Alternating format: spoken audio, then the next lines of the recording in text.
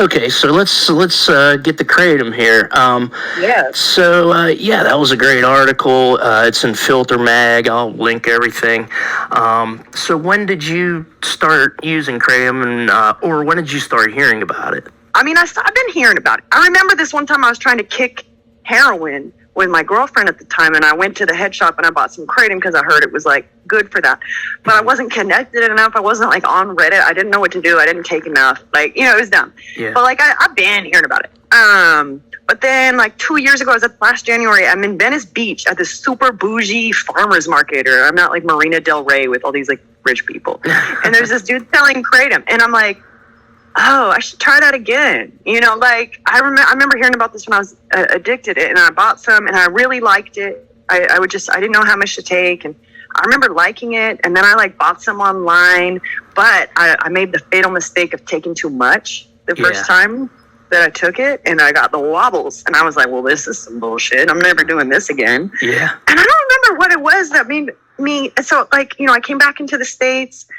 I moved back to the States. I tried to get my Xanax prescription continued. They weren't having it. I'm a person with an addiction history, so therefore any substance that enters my body, it's the weird anthropomorphizing of drugs as if Xanax were evil, and I am incapable of controlling my behaviors because 8 years ago I did heroin. Yeah. But my mental health really tanked, and so I started getting really suicidal again, really bad, real scary. And for the first time, not actually wanting to kill myself, but realizing that I was maybe going to. And that might sound weird, but it's like, but there was a part of me that didn't actually want to, and another part of me that was going to do it. Wow. And at that point, I was researching online on Reddit about this, and I saw a whole bunch of people using Kratom for their mental health, for depression and suicidal ideation. And I gave it another shot, started with a smaller dosage, and immediately realized that I had found a miracle drug. Having said that, you also said, let me read the quote, Kratom does cause physical dependency, and that can be downplayed by its advocates. I don't know why people have to be such extremists. Like, it's all good or it's all bad. Yeah. No, bro. No, it's got pros and cons like everything else in life. In fact, right now, I wish I wasn't dependent on Kratom. It's pissing me off because I want to travel this summer in some countries I'm going to. It's a prohibited substance. And because I have a drug trafficking, history on my record, I'm highly scrutinized at international borders. So there's no way I'm traveling with it. So I'm going to have to get off it. And that's giving me anxiety, I'll be honest. So can you talk about your experience with tolerance, like how you build it up and how you, like you said, you take tolerance breaks, right? Yeah, totally. So, I started with figuring out my therapeutic dose was about 1.5 grams. I'm 6 feet tall, so I'm pretty big. So 1.5 grams was reasonable.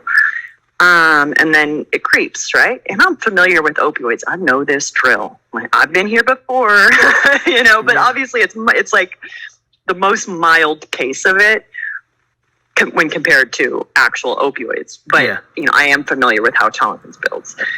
And so I caught my dose creeping, the same dose wouldn't do the same thing. But when my single dose gets up to 4 or 5 grams, that's when I know it's time to chill it.